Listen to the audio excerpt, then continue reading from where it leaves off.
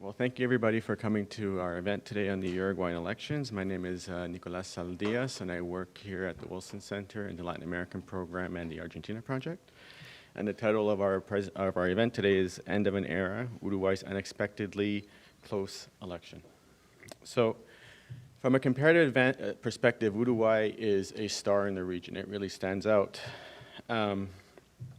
It has bucked the trend of economic recession, democratic backsliding, and has welcomed thousands of migrants from Venezuela and other countries in the region like Cuba as well.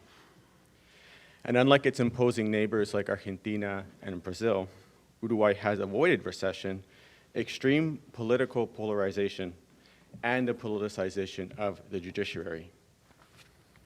16 years of uninterrupted economic growth and a proactive set of economic redistribution have reduced poverty and inequality in the country to historic lows and the lowest in the region by far. Uruguay is also regarded by many measures of democratic quality to be the most democratic and tolerant society in Latin America and amongst the most in the world. Against this backdrop, the governing Frente Amplio, Uruguay's governing party since 2005, is one of the few remaining governments in power from the pink tide period. It is a successful case of a center-left government in power that has maintained democratic integrity. Uruguay, under the Frente Amplio, is a rare case of integrating progressive social and economic policies within a macroprudential framework. A testament to this is Uruguay's rare combination of investment-grade status while at the same time reducing poverty and inequality. Uruguay also, under the Frente Amplio, has avoided the stain of systemic corruption that has plagued many other pink tide governments. When a case of corruption did occur, the vice president of the country was forced to resign by internal party mechanisms. Yet, for all these advancements and laudable attempts at transparency, the Frente Amplio's re-election is now under question after 15 years of power.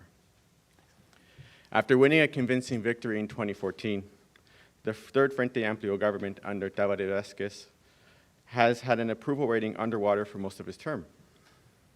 For Uruguayans, there are clear signs of economic stagnation, low economic growth, a budget deficit that consistently exceeds government expectations, a ceaseless increase in unemployment, and an overvalued exchange rate that puts the country's competitiveness at risk. There's also signs of social frustration in the country. There has been a noticeable increase in crime, and the public education system continues to disappoint its citizens. On foreign policy, the country is a standout in a bad way. It has equivocated on the Venezuela crisis, and only very recently, under pressure from moderates within the party and from outside, the leaders of the Frente Amplio finally called Nicolás Maduro a dictator. This places the Frente Amplio's current presidential candidate, former mayor of Montevideo, Daniel Martinez, in a tough spot. He's had to balance the current government's shortcomings, but continue to convince voters that the Frente Amplio is the one party that can answer the country's problems. Although Martinez is personally popular, there's no question that the country's brand has been damaged. The election has also seen Uruguay's once predictable politics transform into one defined by uncertainty and with new faces and parties. Social media, for example, has given rise to new social movements, for example, Un Solo Uruguay, that has reinvigorated conservatives in the country and the rural sector, with demands of pro-market reforms, but also populist ones. Riding on a wave of disillusionment in the rural sector and the rise of security-minded voters in their cities, Uruguay's main opposition party, el Partido Nacional, under Lacalle Pou, has consolidated his place as the primary competitor against Daniel Martinez in this election, and should a second round occur, is most likely to be the one who faces him. There's also signs of a Bolsonaro effect in Uruguay, with the sudden emergence of Manini Rios, a former general turned presidential candidate for the recently established Cabildo Abierto party. The party outperformed all expectations during the primaries, and its polling support at around 10%. The Frente Amplio is also facing an unexpected challenge from the center, with another new outsider, although his name is probably well known here in Washington, Ernesto Talvi, the new leader of the Partido Colorado. The Partido Colorado was once Uruguay's governing party, well known, defined by its fascismo, but was decimated after the 2002 crisis. But under Talvi, the party has assumed the mantle of a technocratic liberalism that has challenged the Frente Amplio's social movement-based political machine, especially its relationships with the unions. The party saw the largest growth among the main parties in the primaries, and Talvi is running a strong third. No matter who will be in government after March 1st, 2020, it is unlikely that any party will have a parliamentary majority and will likely have to build coalitions with other parties, a situation that the Frente Amplio has never had to do. The good thing is that Uruguay's problems are big, but not insurmountable.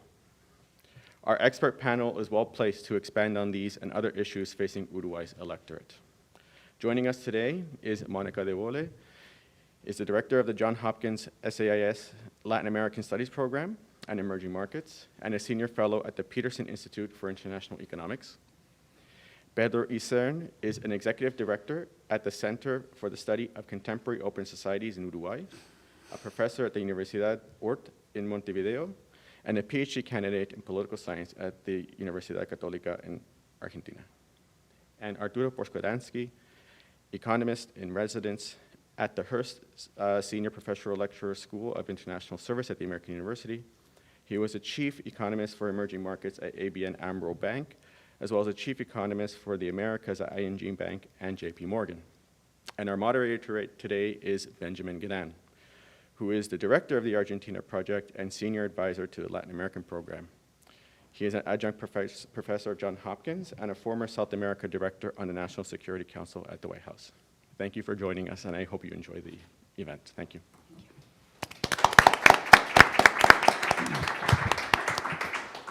Thank you so much, Nicolas. Thank you so much, everyone, for being here today. I apologize for the late start.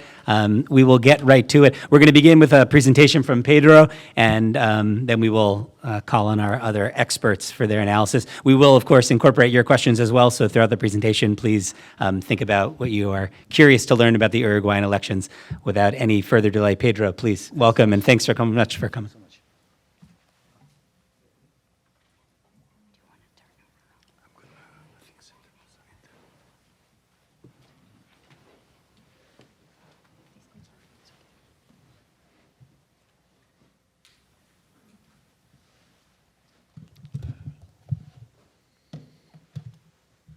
Well, thank you very much to the Wilson Center and the Johns Hopkins University for the opportunity to talk about the electoral process in Uruguay. My special thanks to Director Cynthia Aronson, she's not here, Director Monica De Vole, Professor Benjamin Guerin, and Mackenzie and Nicolas Aldias. Thank you very much for this opportunity.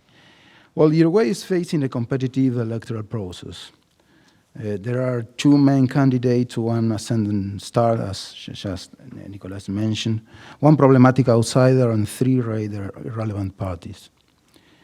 The first main candidate is Daniel Martinez, who comes from the incumbent Frente Amplio, as Nicolas said, Frente Amplio, the broad front. He's currently obtaining 37% of the vote. The second main candidate is Luis Lacalle Pou. He represents the National Blanco Party, a center-right political party which systematically took the second place in the presidential election of 2004, 2009, and 2014. He's currently obtaining around 28% of the vote. The ascendant star, a well-known Ernesto Talvi, represents a revitalized Colorado party, and I will argue he represents the main threat for the government coalition. He's currently obtaining 20%. the vote.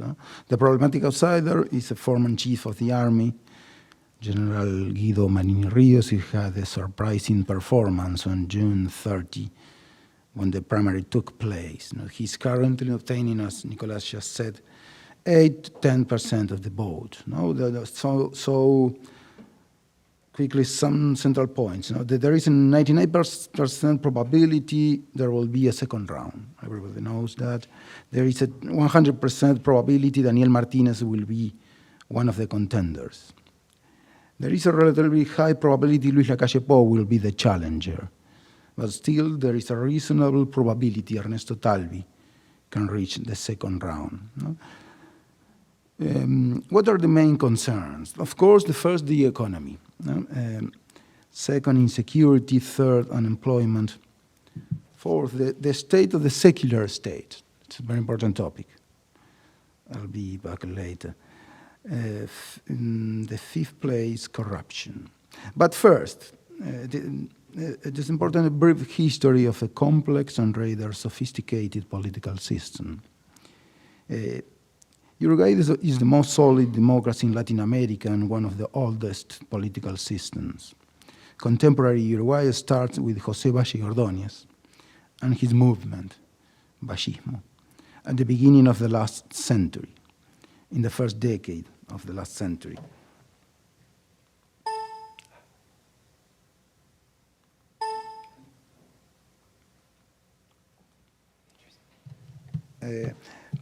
Vallismo.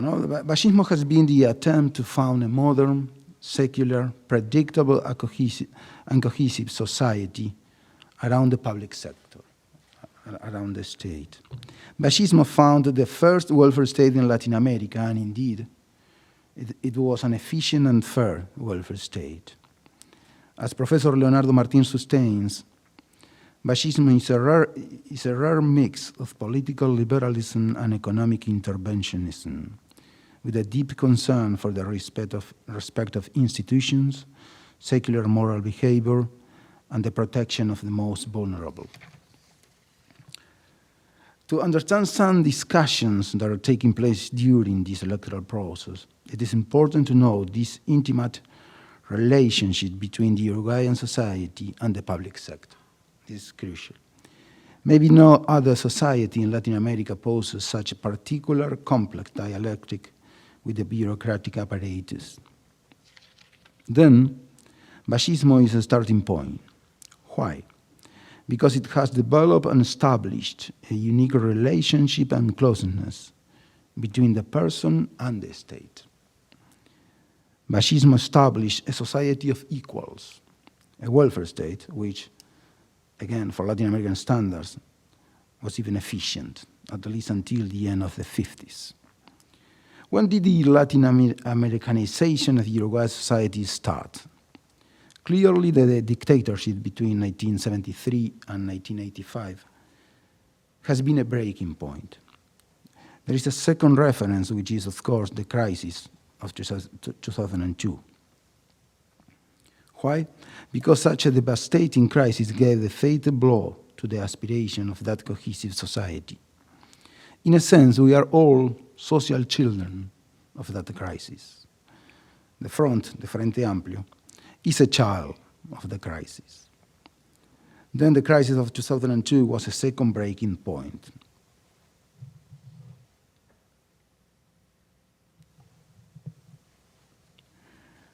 Well, why is this introduction so important for the current electoral process?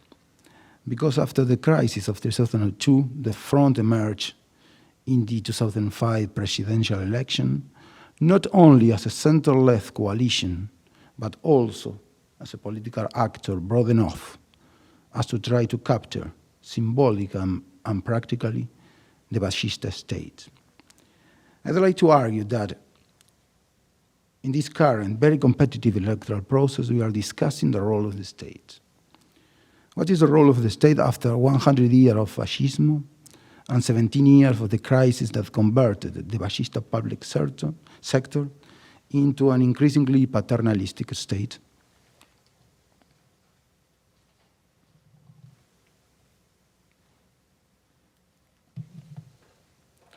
Well, I will argue that the hidden, deep, and fierce dispute between the front's candidate, Daniel Martinez, and Ernesto Talvi is intimately related to the central issue of the reform of the public sector. What kind of public sector needs a society that revolves around the state? It is a dispute between the candidate of the coalition that transformed the Ballista welfare state into a paternalistic, clientelistic state, and Ernesto Talvi, the candidate of the party of José Valle y Ordóñez, who aspires to transform this clientelistic state into a modern welfare state. And I think this is the central point of my presentation. Again, it is a dispute between the candidate of the coalition that transformed the Ballista welfare state into a paternalistic state, and Ernesto Talvi, the candidate of the party of José Valle y Ordóñez, who aspires to transform this clientelistic state into a modern welfare state. The paternalistic and clientelistic Uruguayan public sector didn't start in 2005 with the first government of the front. Of course not. It is very simple to find structural problems in the public sector, even, as I said, in the 50s. Talvi, much more than Lacalle Pou, represents a deeper challenge for the government coalition because he is potentially able to introduce some free market-oriented ideas into the Uruguayan welfare state. Talvi sincerely wants to introduce competition for a better public sector. He's not against the state, being a PhD in economics from Chicago University.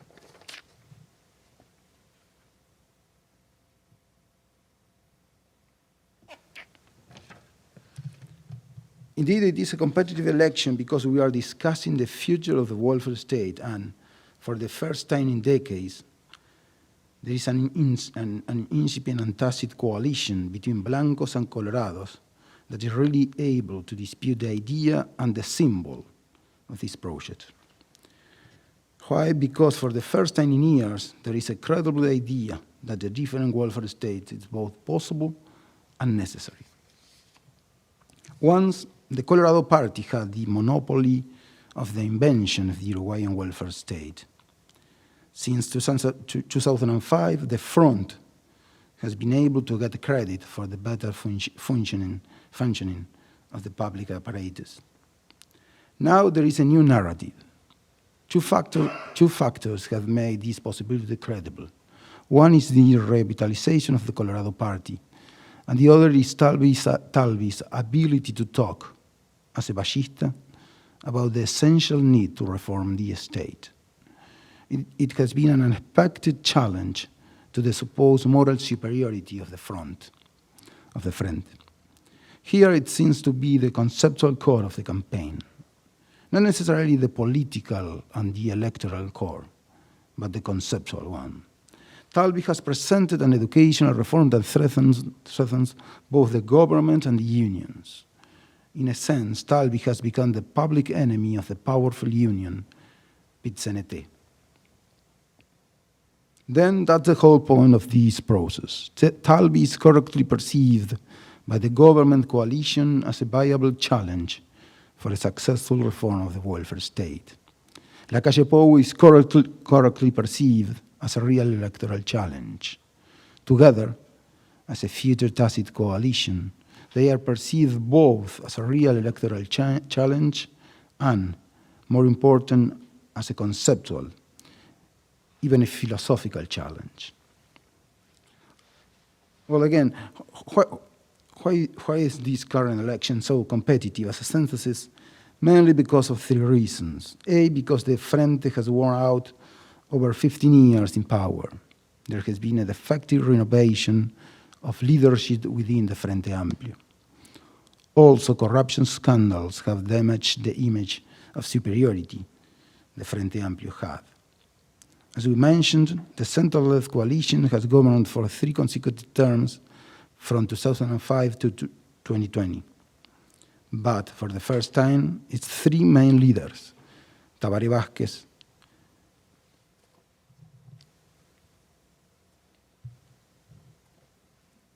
but for the first time, its three main leaders, Tabaré Vázquez, José Pepe Mujica, and Danilo Astori, will not engage in the fight for power.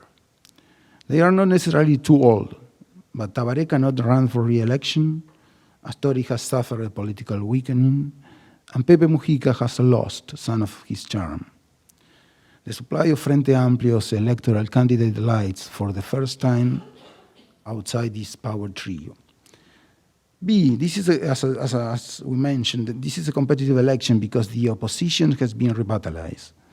As we mentioned, for the first time in 20 years, the opposition is showing signs of being mature and prepared. Cooperation seems more dominant than competition. C, because of the mediocre economic growth, and maybe even more important, because we expect a complex future in the next 2 to 3 years. There is an increasing inability of the coalition in power to deal with the Frente Amplio, to deal with a challenging economy. This is namely an increasing inability to deal with the end of the commodity supercycle that took place from 2003 to 2011. However, we must point out that the Frente Amplio has possibilities of winning despite the aforementioned threat, because it still has an enormous popular base, a very large system of involved supporters, and an overwhelming majority in cultural spheres. Financially, what are the possible scenarios if the Frente Amplio wins? Fiscal adjustment with opposition support. The fiscal adjustment will not be an orthodox adjustment. There will be a controlled devaluation that will improve competitiveness and decrease the value of public spending in dollars. They will try to foment foreign investment, taking advantage of UPM's impulse, a huge investment in a pulp factory in Durazno, in the middle of Uruguay, and planned public works. It is likely that the future Frente Amplio government, 2020-2025, will coexist with a high fiscal deficit for as long as possible.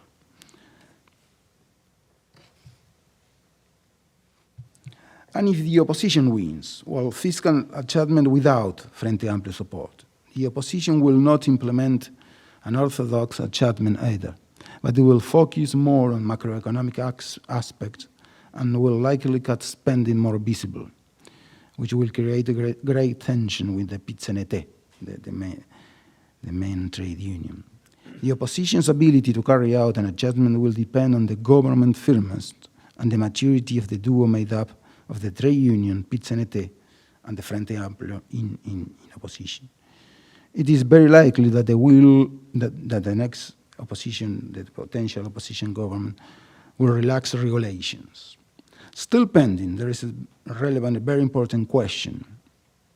There is a relevant question which will help confirm the high institutional quality of Uruguayan's democracy. If the opposition wins this presidential election, there is still one key topic to be tested. How will the Frente Amplio, the center-left coalition in power for the last 15 years, behave in the opposition after having been in power? Finally, it is important to point out that there is the possibility of, for the first time in Uruguayan history, having between 7 and 9 parties in parliament. For some analysts, this might be a sign that the traditional parties are no longer being able to capture many small sectors of society, and therefore their historical catch-all condition is put into doubt, despite the front's weakness. As a synthesis, the Colorado Party and the Blanco Party have governed for literally 175 years, until 2005, making the Uruguayan political system one of the oldest bipartisan ones. In 1971, a new leftist coalition was born, El Frente Amplio. When democracy returned in 1985, that bipartisanship was becoming a political system on 3 main actors. Indeed, after the deep socioeconomic crisis of 2002, a new bipartisanship was born. So, finally, that bipartisanship was broken by the Frente Amplio, which quickly only 20 years after the dictatorship became the dominant party, displacing the Colorado Party from that role and creating a new bipartisanship of two blocs.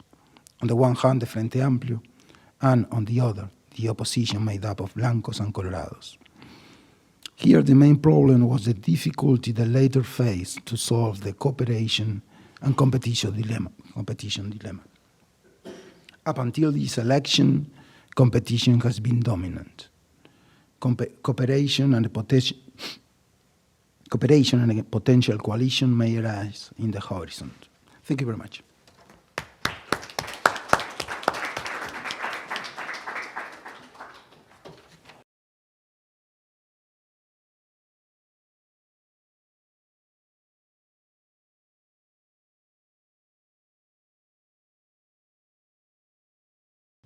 I'm going to stand here just because, actually, I'm going to stand here.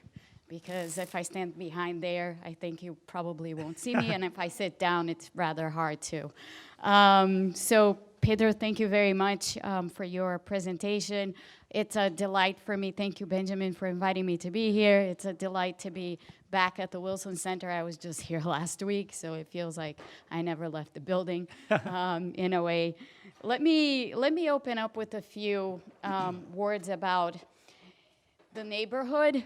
As a Brazilian, I feel like I can't ignore the neighborhood that Uruguay is in. But in that context, sort of go back a little bit and talk about, where Uruguay is today economically, and I'll say something about the politics as well, and compared to where it was in the late 90s. So if we just go back to the late 90s, at that time, Argentina was in the throes of facing its financial crisis. I mean, this was before the default of 2001. And Brazil in 1999, some of you may remember, had a currency crisis, which was very traumatic, not just for Brazil, but for Argentina and for Uruguay. So Uruguay, at that time, because of the problems faced by its neighbors, and as I said, it's a tough neighborhood to live in for a country like Uruguay, they had a recession. And they had a recession that lasted for at least 2 years. And immediately after that recession, they were hit, very, very strongly hit, by the financial crisis in Argentina. And I happened to be, when they were hit by the crisis, I happened to be working at the International Monetary Fund, and I was on the mission, I was on the Uruguayan mission for several years. So I saw the entire crisis period through. So the bank run started in late 2001, in December of 2001, early January of 2002, as a result of the Corralito in Argentina. So you all remember what that was, the bank deposits that the Argentinians could no longer take out of their own banking system. As it happened, they had a lot of deposits in Uruguay because they did not trust their own banking system, so they put a lot of dollar deposits in the Uruguayan banking system. And when they were unable to take their dollars out of their own banking system, they went across the river and they started taking money out of Uruguayan banks, which sparked a banking crisis in Uruguay. So that was the first sort of leg of Uruguay's financial crisis. This quickly developed into a major balance of payments crisis because the amount of dollar deposits in the Uruguayan banking system was extremely large relative to its international reserves, the amount of foreign bank deposits that belong to Argentinians. And therefore, that sparked a massive balance of payments crisis. The fund was called in. The fund had a long-term relationship with Uruguay, but very different from the type of relationship that it had with Brazil and Argentina. So for years before the financial crisis hit Argentina and contaminated Uruguay, the fund had what was called a precautionary standby arrangement with Uruguay, where it was basically an arrangement that it's a typical program, but the country doesn't necessarily draw down the resources. It serves as sort of an insurance mechanism, especially for a country like Uruguay that, as I said before, lives in a turbulent neighborhood. So when the crisis hit, there was this program already in place. a new program was negotiated, much larger. The Uruguayans obviously drew down the funds from that program. And that crisis, it lasted, and it had a very, very, very significant impact on the Uruguayan economy, of which, the impact of which I got to see a lot of, real time. So the Uruguayans went through a banking crisis, a currency crisis, and a debt crisis in sequence, which is no small thing. It was a major turbulence to their economy. But to their credit, they were able to actually do one of the most successful, and still one that is very referenced, debt restructurings in history. Many restructurings that came after the Uruguayan debt restructuring were modeled, or were tried to be modeled after Uruguay's. It was a very elegant operation. The IMF was reluctantly involved in that, but was involved in that in some ways. And after that, the country really reorganized itself economically. And when we look at, that past and compare it to the current, to what's happening currently, so to the present, at the moment, we have, as you all know, Argentina again in crisis. We have Brazil, which had a major recession in 2015 and 2016, and still is recovering extremely slowly, with a lot of political turbulence, a lot of other issues facing the country at the moment. The politics are still very turbulent in Brazil. The politics are turbulent in Argentina. And Uruguay seems to have escaped the fate of, being directly affected by these events. So in spite of the fact that, yes, the economy could be growing more, yes, there are a lot of things to be fixed in Uruguay, and yes, there's a level of discontent and dissatisfaction with the way that the country is doing. The truth is that the country has not suffered a recession, as was mentioned here before. By and large, this political transition that may happen in Uruguay will potentially be one of the most, at least compared to the two large neighbors, will be a very smooth transition in comparative terms. The elections, as the political process, as we look at it in Uruguay, no, Uruguay has not escaped the general trend in the region, which is, the lack of how the perception of traditional political parties as no longer serving exactly the population's needs, and therefore, the search for who does represent us now. But nonetheless, despite the fact that there may be greater political fragmentation coming out of these elections in Uruguay, the role of the presidential candidates, and especially the candidates that Pedro was just talking about, are, by and large, when you compare them to other candidates within the region that have run in recent elections, they're very reasonable people, and they're moderates, which is a big difference. So Uruguay, in spite of the fact that maybe the sense in the country might be one that there is deep polarization, it is nothing compared to what's happening around it, which is incredible that it has managed to escape that kind of fate. Let me say one word about Talvi, and I feel I have to. So Talvi, back in the days of the Uruguayan crisis, the fund used to meet regularly with him in his think tank down in Montevideo, because, of course, not just is he a fabulous economist, but he always had some really great insights about what was going on, and he always gave the mission some very good insights about what was happening. He and I have kind of been in touch over the years, and I had the privilege of co-authoring with him an article back in 2015 on Brazil's troubles, and having had conversations throughout the last few years about his vision for Uruguay and why he had decided to enter politics in Uruguay. And it is such a refreshing view, and it's something that you really do not see anywhere else in the region these days. So these efforts that Pedro was speaking of trying to modernize or reform the state, trying to actually have a well-functioning welfare state in Uruguay, and actually trying to move the country in a different direction, and the efforts that he has made over the past several years in that direction are really amazing. And it's quite incredible that, you know, he has risen to where he is now. And hopefully the face-off in the second round will be between Frente Amplio and the renovated Colorado, which I think would be a great thing to watch. So those are my initial comments, and I'm happy, obviously, to take questions afterwards. Thank you. Excellent, Monica. Thank you so much. And again, thank you to CESCOS for co-sponsoring this event and being here today. Arturo, por favor.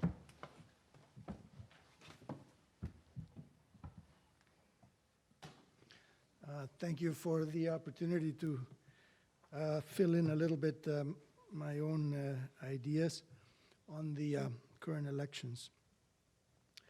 It's several years now that voters' main worry in Uruguay is the rise of crime in this traditionally safe country. More than half of those polled deem it Uruguay's #1 problem, and with very good reason. The homicide rate has been rising, and it reached 12 per 100,000 inhabitants last year, double the traditional rate of 6 to 7, and it climbed to 16 in Montevideo. This placed Uruguay's murder rate significantly above those in Argentina, Bolivia, Chile, Ecuador, Paraguay, and Peru, just to mention the neighboring countries. While better than Brazil, Colombia, and Mexico, with homicide rates of around 25, never mind most of Central America and Venezuela with homicide rates of around 50, the increase in violent crime, not only against people, but against property, like homes, factories, and autos, and other serious crimes, has rattled most people, and rightly so. Potential causes of this now critical problem can be discussed, but in my view, they include the revised penal code of 2017, which prioritized kinder and gentler alternatives to going to prison, thereby softening the punishment to crime. And the spread of drug addiction in Uruguay and of narco-trafficking through Uruguay, despite or possibly because of the legalization of marijuana. I am told that what one can buy legally is a small amount of low-potency marijuana, and this may be providing not a solution, but a path to harder drugs trafficked illegally. The candidates have addressed the problem, and each has a number of proposals, but there's little differentiation among them, I would say, and none of the candidates have a track record of having been tough on crime. Being a general in Uruguay doesn't mean much in terms of being tough on anything. If voters are going to place responsibility for the crime wave on anyone, it is on the incumbent Frente Amplio. So the issue may work against Daniel Martinez, especially if there is a second round. Worries about the economic situation have ranked in second place, far behind, but they're rising in the polls, given that the Uruguayan economy is increasingly stagnant and open unemployment is inching up from around 8 to about 9%.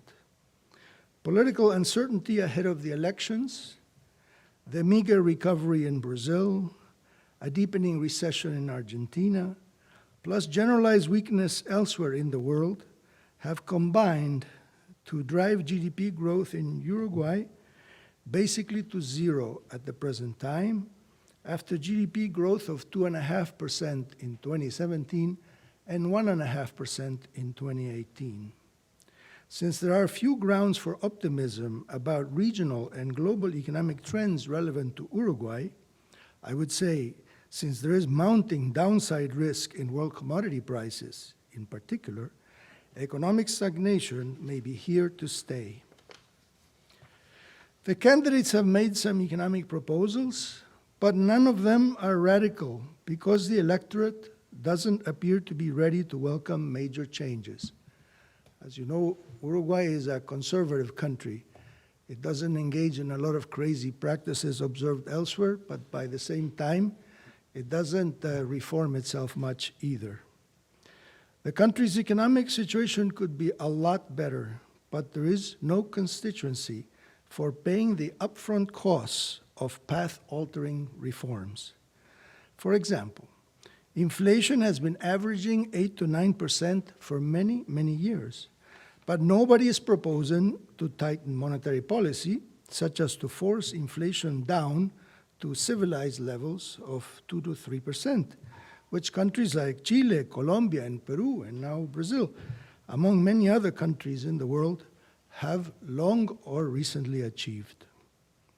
The fiscal situation alluded to is fragile because the fiscal accounts have always registered a deficit of 2.5 to 4.5% of GDP per annum, no matter the business cycle, and because the extra revenues during the commodity boom years were virtually all spent in expanding and paying for the already large Uruguayan welfare state. Financing that deficit, mostly abroad, was relatively easy when the economy was growing, but it's going to be difficult to do in the coming years of lean cows.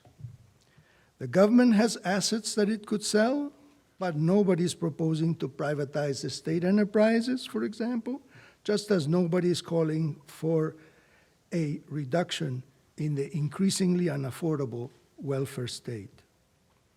In the area of integration into global value chains, Uruguay has fallen short even of other Latin American countries of its own size, never mind Asian countries, in terms of access to the domestic market, to foreign markets, and in the efficiency of customs administration. The country is tied down by Mercosur and thus has relatively few trade agreements beyond those with its disappointing neighbors, limiting its ability for trade diversification and export growth. Nowadays, merchandise exports to Argentina and Brazil are only 20% of total, down sharply from nearly 40% in the early 2000s. However, none of the candidates is proposing to break free from the shackles of Mercosur, though Uruguay's economic opportunities would have been and are still far greater if the country were to open itself up to the world, not to speak of having become or becoming a regional free trade hub like Hong Kong or Singapore. The 15 years of Frente Amplio rule have installed public policies that are decidedly pro-labor union and generally anti-business, except for a few duty-free zones and the pulp mill enclaves, which are privileged worlds apart. Uruguay ranks in place 95 out of 190 in the World Bank's Ease of Doing Business Index. But in terms of protecting minority investors, it ranks 132. In trade across borders, it ranks 152. And in processing construction permits, it ranks 155. Uruguay is thus well behind Costa Rica, Peru, and Panama, not to speak of Chile and others. And yet, there is no explicit commitment of the candidates to improve the climate for business and investment. Uruguay ranks in place 53 out of 140 in the World Economic Forum's Global Competitiveness Index, mainly because of good grades for institutional and macroeconomic stability. But in terms of the quality of infrastructure, it ranks 62. The efficiency and flexibility of its product markets, a 77. In business dynamism, a 79. And in the quality of its financial markets, an 81.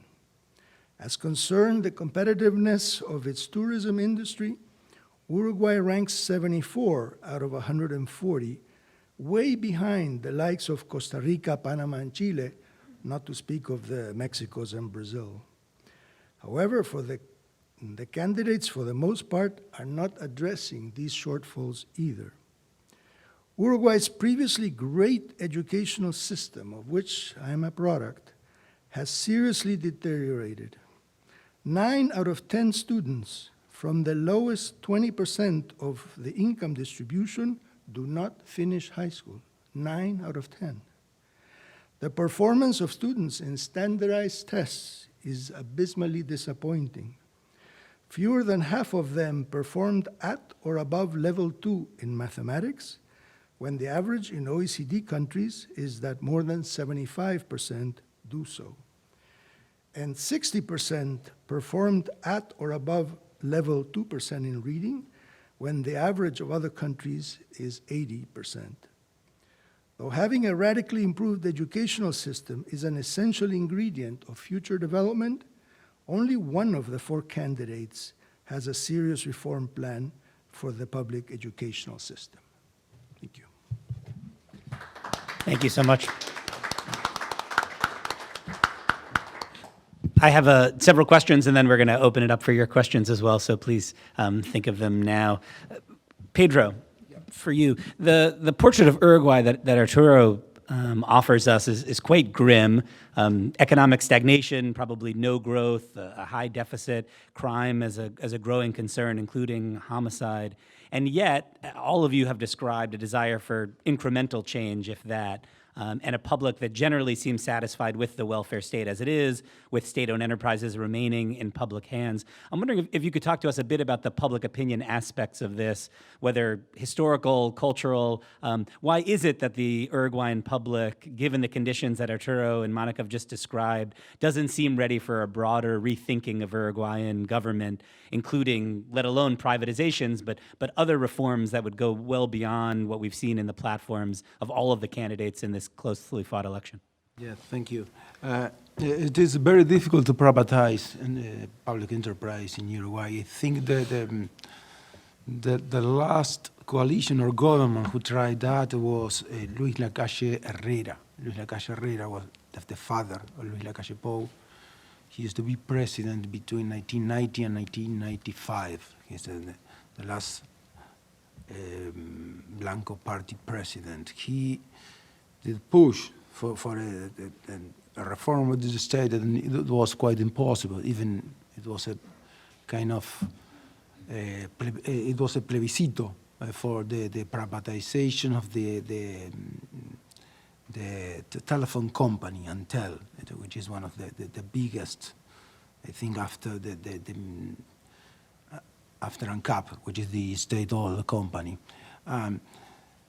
And in the year 2000 and 2001, Arturo, maybe you can help me, Presidente Jorge Valle, the last Colorado president, maybe very well known for you for some comments he did in one occasion. He pushed hard to privatize, or at least to open, to deregulate the telecommunication. It was so tough, first because the Frente Amplio was ascending, was in the opposition, pushing for power and having a very tough public discourse on the public enterprise. And so all 2 governments who tried to implement the state reform in Uruguay, the public enterprise failed. The Lacalle government 1990, 1995, and the Jorge Valle government in 2000 to 2005. I think it is Vallismo, the key issue when we talk about the difficulty to implement a deep economic and state reform in Uruguay. And as I mentioned during my presentation, the Frente Amplio government, the last 3 consecutive governments from 2005 to 2020,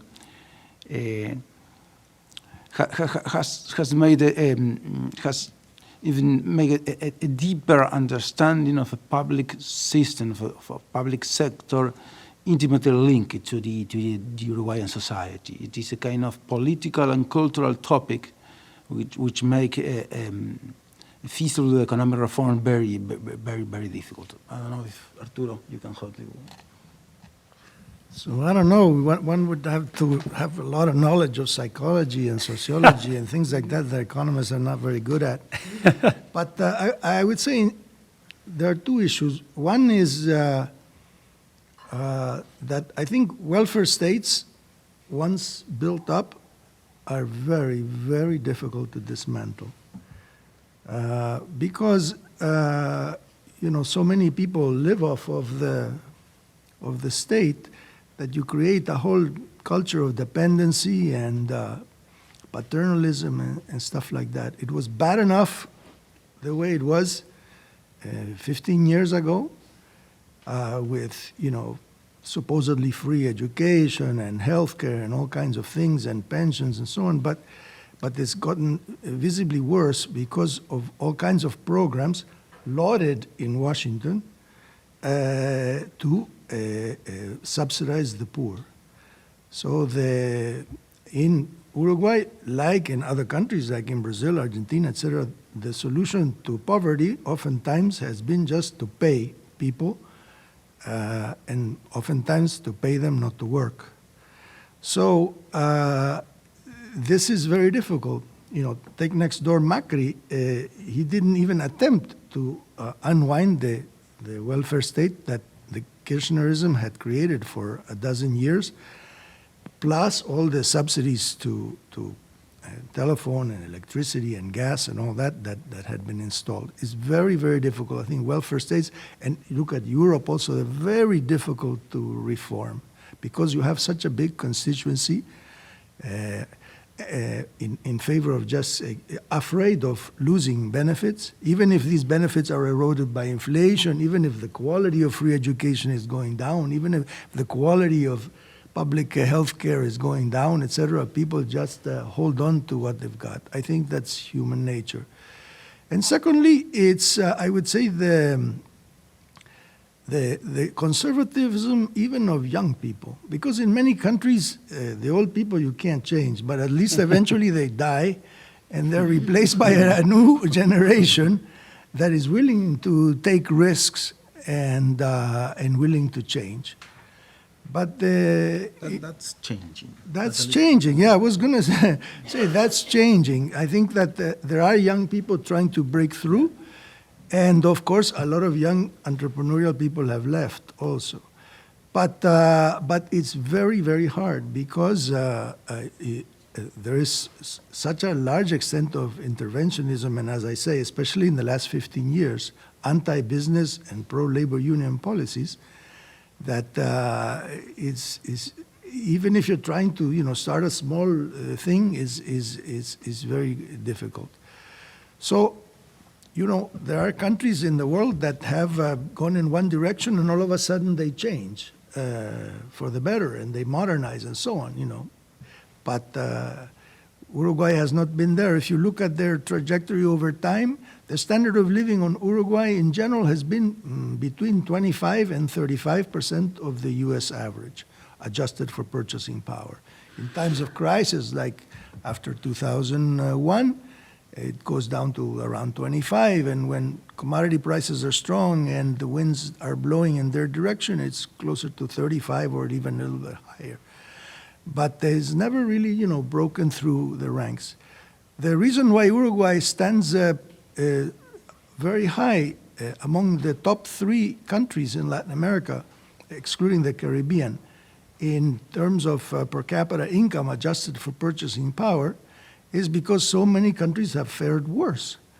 If you look back in the 40 years ago, the top 5 countries in per capita income and standard of living in Latin America were Venezuela, Argentina, Brazil, Mexico, and so on. And most of them have eroded and they're not part of the top 3. The top 3 are Chile, Panama, and Uruguay. Chile and Panama are the real countries that have changed for the better. Uruguay mainly has avoided the bad mistakes of the others. Monica. Let me just say one word as the non-Uruguayan here. I do think that Uruguayans tend to be too hard on themselves. And as the Brazilian, I have to say that. So I think this is a really interesting discussion in the sense that even though, when you compare Uruguay to everyone else, Uruguay is certainly at another level on a lot of, in a lot of areas. This issue of privatization and structural reforms, this is a perennial issue in the whole of Latin America. I mean, our countries have had such difficulty over the past several decades, or even, going back as much as you want in history, in terms of putting in place reforms that actually change things. And it is very hard to see, it's very hard, with the exception of Chile, I think, to find an example of a country that actually went through reforms and completed those reforms. Brazil hasn't done it. It did have a privatization effort in the 90s, which was successful in some cases, but not in others. It's now trying to revive that privatization agenda, but like Uruguay and like other countries in the region, it faces a lot of pushback from society at large. And it's much the same story. People feel that they have to maintain whatever they can maintain and whatever they can get out of a government and out of a public sector that doesn't serve them very well. This I think is what was said by Arturo about social programs and perhaps them not working as well as they should, but yet people not wanting to give up on them. This is a general trend in the region. You sort of see it everywhere. So I think the issues that Uruguay brings up, again, in relative terms, in my opinion, to a much less severe degree than what shows up in other countries, are issues that plague the entire region, and where despite the fact that you have perhaps better leadership in some places than in others, they remain, which I think is a paradox, and it's a kind of a conundrum. Why is it that, despite the differences in leadership, our problems are so similar? Before we open it up for questions, Monica, I wanted to go back to the regional context for a minute and talk about Mercosur. There had been sort of historical narrative of Mercosur holding back Uruguay from greater integration in global value chains and export diversification. Then suddenly it looked like Mercosur itself might actually be advancing, and the EU-Mercosur deal seemed like a significant path forward. You were a guest on our podcast in discussing that very subject. Now, with the political changes in Argentina, with environmental issues in Brazil alienating some of the key partners in Europe, it looks less likely that will advance. How is Mercosur holding back or advancing Uruguay's interests, and what will happen over the next few years? What are Uruguay's options as a junior member of Mercosur, and what are its possibilities in terms of trade integration? So thank you, Benjamin, for that question, because I meant to say something about EU-Mercosur in my opening remarks, and I forgot to mention it. But given the opportunity to do so now, so looking at just the Mercosur countries, obviously excluding Venezuela, but looking at Paraguay, Uruguay, Brazil, Argentina, Uruguay is very different from its Mercosur partners in that it's always been a very open economy. And certainly compared to the big ones, Brazil and Argentina, it's always been very open in all respects. It's been very open to trade, and it's been very open to financial flows, which is actually one of the reasons that got it in trouble back in 2001, 2002 with the contagion from the Argentine financial crisis. So yes, there have been a lot of difficulties for Uruguay. It's a small country in a region dominated by Brazil and Argentina. Brazil and Argentina have maintained this very protectionist stance, so that has never really allowed Mercosur to function properly. Plus, there's the whole question of, why did we start with a customs union as opposed to a free trade zone? That has never really worked. Uruguay has over the years suffered from actions by both Argentina and Brazil, along the border. I remember at the time when I was very deeply involved in Uruguay and traveling to Uruguay all the time, there was a big complaint by Uruguayan farmers because the Brazilian, in the state of Rio Grande do Sul, which borders with Uruguay, they were closing the frontier because the Brazilian farmers were not getting as much. They're basically trying to not allow Uruguayan cattle into Brazil, but by simply not allowing the trucks to go in. So these sorts of issues have been perennial in the relationship between the countries in the region, and they've broadly hurt Uruguay in a lot of ways, given that it is the country that's been more open to trade than its partners. So when the EU-Mercosur deal was announced, from the perspective of a country that has this completely different view towards trade than its neighbors do, this would have been or could have been, I don't know if we can speak in the past, I'm speaking in the past with respect to EU and Mercosur for a lot of reasons, but it could have been a very big, thing for all countries involved, including and notably for Uruguay, which I think had the most to reap from it, quite frankly. But with what's happening in Argentina, but especially with what's happening in Brazil on the environmental issues and what we have seen happen between Brazilian officials and European officials, most recently the Austrian Parliament rejection of EU-Mercosur and whether or not that might, happen in other countries as well. I quite frankly see a very hard path forward for EU-Mercosur, which certainly doesn't bode well for anybody, but most of all, Uruguay, which, as I said, is an openness in general. Questions, please introduce yourself and keep your question brief, and thank you for being here again. Hello, Christina Ewig. I'm a fellow with the Latin America program here at the Wilson Center. Thank you for all of your comments. I have a question for Pedro specifically. You really focused your comments on the welfare state and this being a central element of the current Uruguayan elections. And you spoke of the welfare state having become paternalistic and clientelistic under the broad front. I haven't followed the full reforms of the welfare state in Uruguay under the broad front, but I do follow its healthcare reform and found that reform to be technically smart in terms of creating greater universalization and dealing with some of the past segmentation of Uruguay's healthcare system. So I wouldn't see that as paternalistic and clientelistic unless I'm missing something. So I'm wondering if you could speak to how specifically the welfare state has become more paternalistic and clientelistic under the broad front. And then speak to the proposals by Talvi. What are exactly the reforms that are being proposed by Talvi for reform of the welfare state in Uruguay? Thank you. I'm going to collect 2 or 3 more questions, and then we will address them as a group. So we have one here and one here as well. Hi. Sorry. My name is Talita Pessoa, and I'm a master's student at Georgetown. I'm also a fellow with McLarty Associates. I wanted to ask about the question of education. I was lucky to be in South America during the summer, and I went to Uruguay a few times for work. And one of the most popular grievances that I would hear from Uber drivers or people in the street was exactly education. There seems to be this idea that Frente Amplia messed up things, but I had a hard time understanding that. So if you could spend a little bit more on that. Thank you. Thanks. Evan Ellis, currently with the State Department. I wanted to ask you about Uruguay's relationship with China and the impact of the elections on that.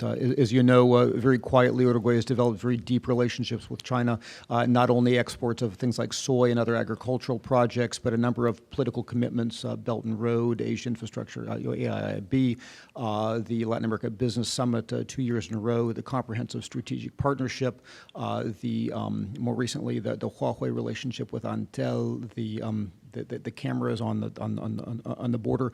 Although also there have been some projects that have not gone well. The problem with the fishing port, the problem with the train infrastructure. So I wonder if you could just comment on how you see Uruguay's attitude towards economic relationship with China. I know Mercosur is a factor in constraining it, but also if you see significant change, especially if either the Blancos come back or the Colorados come in this time. Excellent. Do we have a final question, or? Okay, let's do one more, and then so we've got healthcare reform, education, relationship with China. We'll do one more, and then we will end our session with our responses here. Nicolas. I'd like to thank everybody for their comments. It was a great panel. So discussing one of 2 things. So the first thing I would say is The paradox of Uruguay, as I see it, is it's the very welfare state that makes it a stable country. So it's this paradox of economic stagnation, but political and democratic strength, because it's not big enough to have competitive markets in many of these sectors. They're natural monopolies. So I would say the challenge for whatever government comes in would be how to deregulate these markets, but at the same time not violate the foundational norms of fascismo, which is deeply entrenched inside Uruguay's culture and democracy. The second question I would have is regarding labor reform. So the Frente Amplio in the first administration of the Frente Amplio, really pushed hard inclusive labor reform, which included Consejo de Salarios, which included Ley de Libertad Sindical, which really strengthened the unions. And I'm wondering if any of you see any potential for meaningful labor reform, because I think that's one of the biggest sectors that needs to be addressed in Uruguay if it's to be competitive. Or if you think that there is a trade-off between competitiveness and inclusivity. Thank you. Excellent, thanks. So we'll try to be brief so we can address all of these. I think, Pedro, we'll start with you. Maybe you can combine questions about the healthcare reforms that were referenced in the state of the educational system, and then we will head toward China, labor reform issues, and the welfare state, and we'll distribute those amongst Arturo and There Monica. was a healthcare reform. It was just very inefficient in a sense. The mutualistas, which is the private sector linked to the companies, are just exhausted. Public employees increasing in 50,000, and just it's impossible to fire any public employee in Uruguay. It's simply impossible. It is legally impossible. The public companies are just not only impossible to privatize, but even to try to deregulate, to make it more efficient. It is just, has been impossible even before the Frente Amplio, when the Frente Amplio emerged in power in 2005. But the Frente Amplio established a local culture of the public as something better than the private, the private. And for example, I just brought Daniel Martinez, the Frente Amplio candidate. He had been the president of the largest firm in the country, the state-owned oil company ANCAP. You know?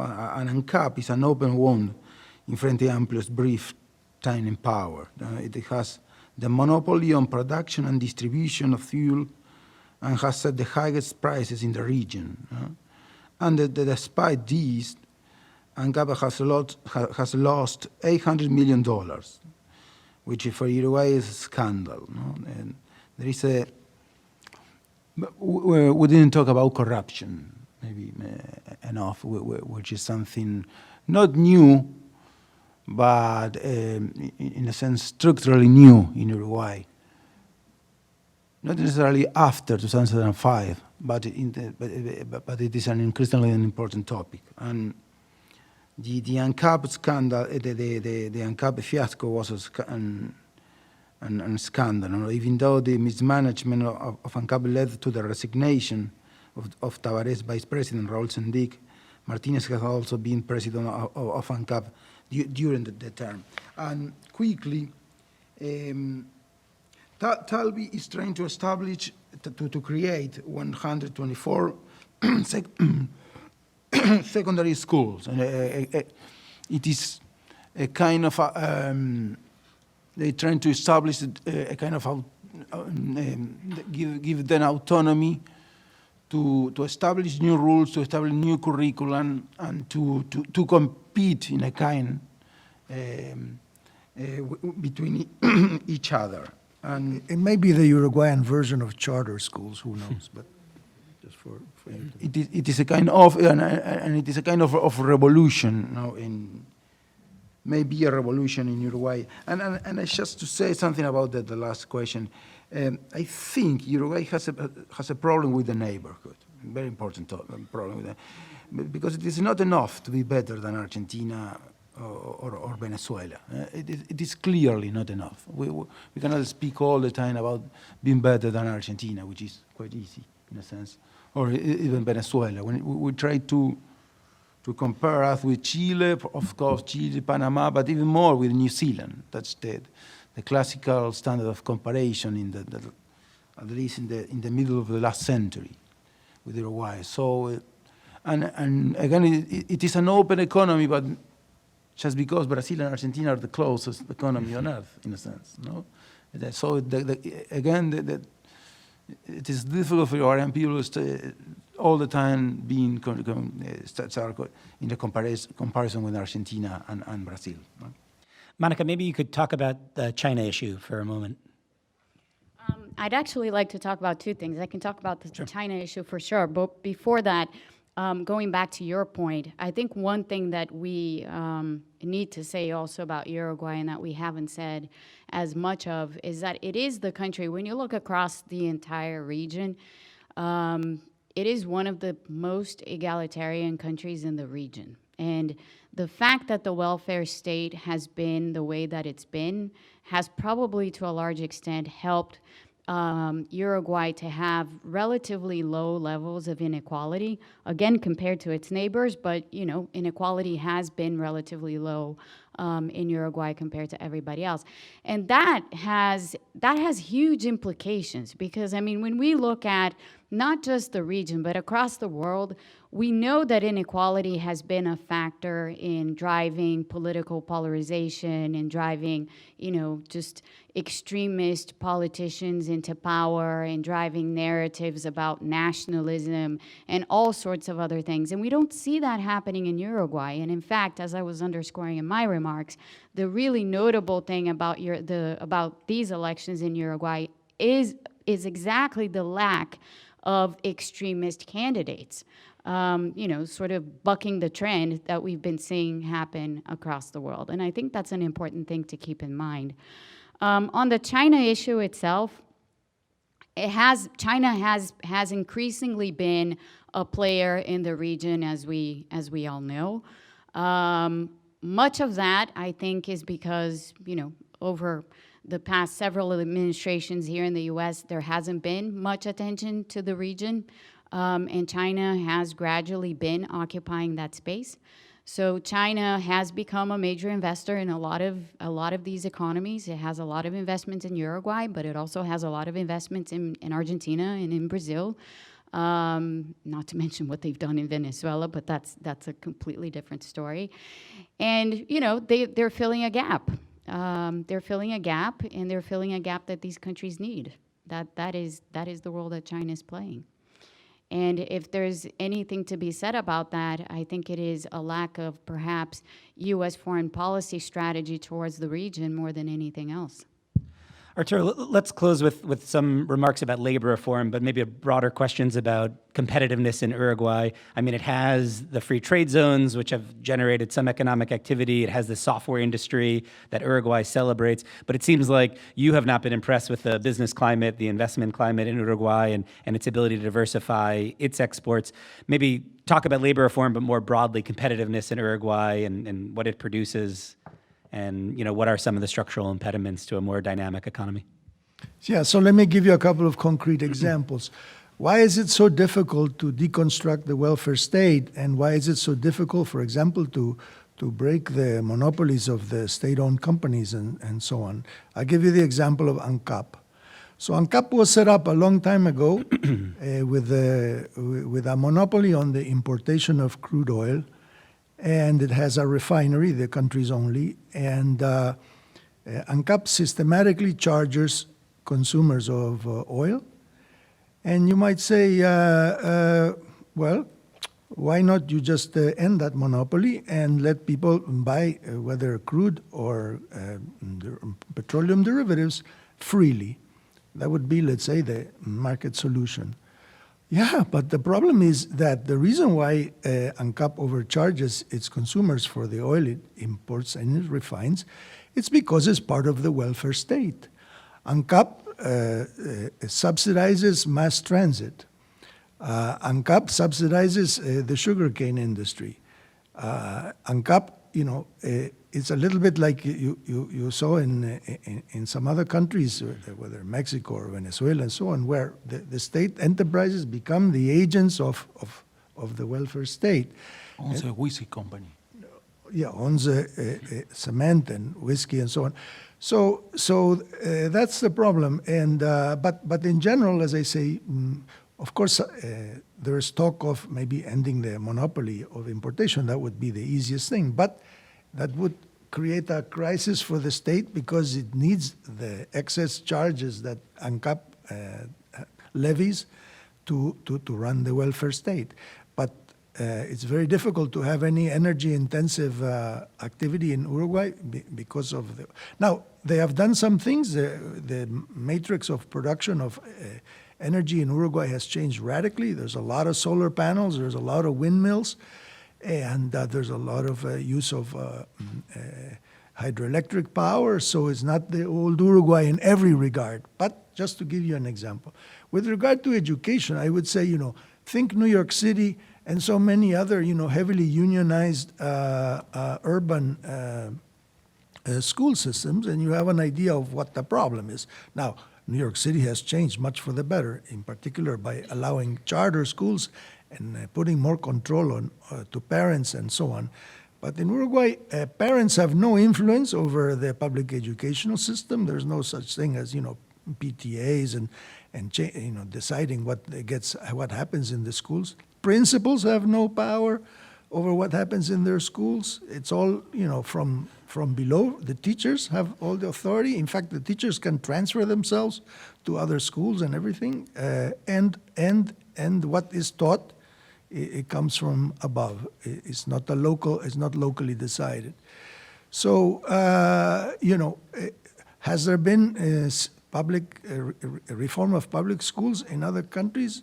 Maybe, but it's very difficult because these are unionized, and they will outlast any minister of education that tries to change things. So the problem starts with the teachers. If they don't know what to teach, they won't teach well. Thank you so much, Monica, Arturo, Pedro. Thank you so much for being here. This was a fantastic discussion. Thank you so much for your interest in being here. I see Uruguay's Deputy Chief of Mission is here. Cecilia, thank you for your presence here. Johns Hopkins Latin American Studies Program, thank you for co-hosting this. This was a wonderful conversation, and we'll continue to focus on Uruguay and its elections in the coming days and weeks. Once again, thank you so much.